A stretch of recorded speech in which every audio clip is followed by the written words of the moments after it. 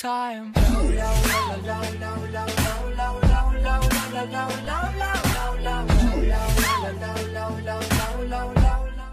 Okay guys, so let's talk about Scuf controllers today. Now, Christmas is right around the corner. Some of you have probably gotten a Scuf controller already. Some of you may be getting a Scuf controller. So before and foremost, before I get into how I feel about Scufs, whether or not it actually helps your gameplay out, let me talk about Scuf mappings real quick. So essentially, a Scuf gives you paddles on the back, 2 of them, and it also kind of gives you some other things, such as like hair triggers and EMR code, which allows you to remap your paddles to whatever functions you want. And I'm not sure if it can remap the other buttons. I haven't tried that, but all the other buttons seem to be just fine with me. I just actually remapped just the paddles on the back. Now, the left paddle default wise is always going to be jump, and that seems to be something that's common among everyone. Everyone likes their left paddle to be the jump function. You know, a lot of your mobility is with your left hand anyways, and so that's completely fine. Keep that as your jump, and I highly recommend keep going down that road. Now, the right paddle has been something that some people kind of mix up. I played on Puppeteer to begin with, so my right paddle was never something that I needed to map to my circle key.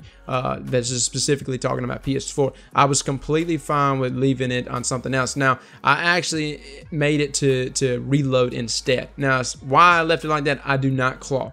And some people out there naturally claw, man. Been clawing for years, so this might not be a big deal for you. But to me, man, I like the fact that I can go up to someone, I can revive them with my right paddle and continuously still shoot and not have any problems. And if you're rocking something like Puppeteer, your right analog stick pretty much does everything you needed to do in terms of crouching, sliding, Twilight Garrison, shade stepping, things like that, man, that really helps you out and never allows you to move your thumb from that right analog stick. That's the goal we're always trying to go for, is to keep our thumb always on a right analog stick. The only time my thumb ever comes off is just to swap a weapon, and that's it, man. The rest of the time, man, reload, revives, you know, Twilight Garrison, you know, crouching, sliding, everything is done right there from my right hand, from the right paddle to my right analog stick. Now, the rest of the Scuf, man, is good, man. You've got hair triggers, which of course you can sit there and tweak up. I highly suggest not over tweaking it. I follow the directions that it said. I would say go half of what the directions recommend. The reason why that is I made my trigger overly sensitive, and it was really messing with me a lot. So really want to back off on that one. It doesn't have to be super sensitive, guys. Again, you know, you think that having a super sensitive controller helps until all of a sudden you're sprinting and your controller just all of a sudden starts aiming for you. That's when you've got it, you know, super sensitive on you. So you really want to back off on that a little bit. It's got trigger stops as well, which allows you pretty much to not always have to pull the trigger down. I really don't find that function to just be overly useful, because, you know, I don't know, I'm pretty much, I've got kind of an idea of how much I need to pull my trigger anyways, so it wasn't that big of a deal to me. Now let's talk about the Scuf controller itself, and also how the first few weeks is going to go for you. The first time you're going to use a Scuf, you're going to hate it, man. I thought it was the worst thing I've ever bought when I picked it up, and that seems to be something that a lot of people say, but I really thought it was a bad buy. I picked it up and I was like, man, this is terrible. I want to send it back right now. And after just dealing with it for a week, you begin to get a little more used to it, and nowhere near perfection though, and it's still not really quite to perfection. I still mess up every now and then. But with that being said, it gets a little better after a week to 2 weeks. Now, I know that seems like a long time, but in the long run, I feel like it really pays off, because there's a certain level of fluidness that you get after using a Scuf. It's really nice, man. It's a type of fluidness that I already felt whenever I was using Puppeteer to begin with on a regular controller, or using something like Jumper, which a lot of people really like, by the way. That's a great alternative if you don't want to invest in a Scuf. Now, in terms of being like competitive, and that's the whole goal of even buying a Scuf. You want to buy a Scuf because you want better reactions. You want to dominate better. I can tell you right now that I don't necessarily feel like Scufs has just changed my world entirely. It has made things nicer. It's made things more convenient. It is allowing me to, you know, kind of keep my thumb on that analog stick, and also be able to keep that movement at all times, whether it's vertical or side to side, whatever the case. I'm able to still constantly kind of just follow the enemy and have a little quicker reaction time. With that being said, though, I feel like it doesn't necessarily, I wouldn't go into it in the expectancy that it's just going to alter your entire PvP experience, especially in Destiny. I would not go into it thinking that, man, this is going to be this is going to make me right here, the PvP player I want to be. I feel like in elements of Destiny, it's still a lot to do with, you know, tactics, play, strategy, how you play, You know, all those things really go hand in hand. And like I said, I've got a friend, man, that plays on jumper all the time. And he dominates, dude. He dominates, you know, so many people. And, you know, he has no, you know, modded controller. There's nothing tweaked up, man. It's just him playing jumper. And I think he uses like control freaks. Now, the cons to Scuf, though, is you've probably heard about them breaking.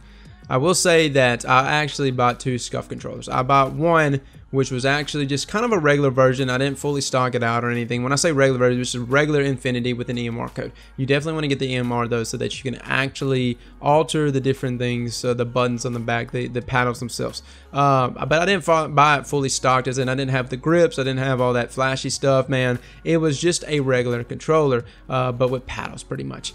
With that being said, that one worked really well for me. And then I bought another one right after that was fully stocked, had the grips and everything, paid the $30-something for the grips, and that one actually messed up. I'm actually I gotta send that one back, and it's not that big of a process to send them back. But if you're used to a Scuf and having to get off a Scuf, it is kind of aggravating. I will say that.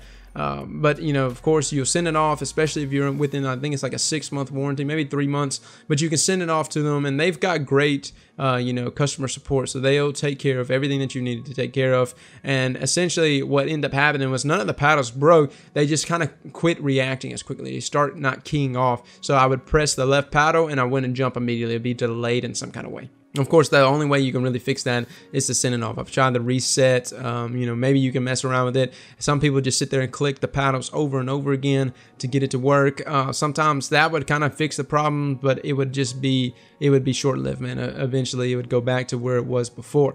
So that is definitely the cons, which is why I'm linking in the description below different alternatives. You know, you've got Battle Beavers, which is really good. You've got an add-on that you can buy from Amazon. It's like $40. I do not know much about the add-on, though. I've not tested it out myself, but it is a much cheaper alternative, being only 40 bucks, and you can essentially add on paddles to your existing controller.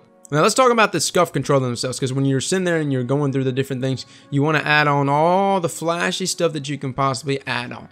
I honestly believe the grips, the $30 grips, was extremely overpriced. I ended up buying control freaks, just the grips, the $11 control freak grips that I bought, that I put on my Scuf controller, and I like that one more than the grips that you can buy from Scuf. I gotta say that one is probably my favorite. I love the way the grips feel. Now I'm not trying to sit there and say that those grips aren't good. You can spend the $30. That's just another alternative to those grips if you want to have a grip. Now I will say, with your hands, especially whenever I decided to change things up and kind of like move my hands around, my hands were not necessarily comfortable sitting in that position, the grips help. They really do. They make things more comfortable. And so the grips was something that was really helping me in terms of just keeping my hands stable. Overall, guys, though, I'm honestly have been pretty much satisfied with Scufs so far.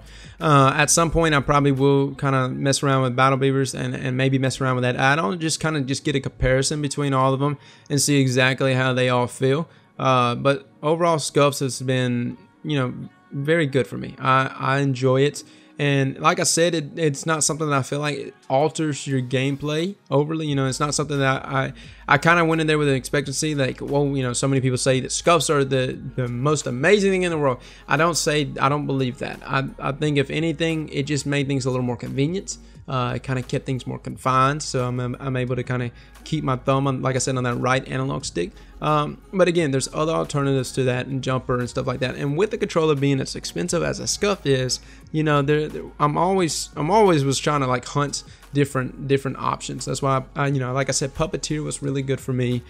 Jumper's really good for some people, and again, that $40 add-on might be something that's really good for you as well. I just myself have not used it, but you know, like I said, it's a cheap alternative to buying a $200 controller. Well, guys, I hope this Scuf review helped you, man, especially if you're, you know, jumping into Destiny and you want to pick up a Scuf controller for it and see if the advantages of it. Again, the mapping is what I use. It's personal preference. It's something that has been working really well for me here lately.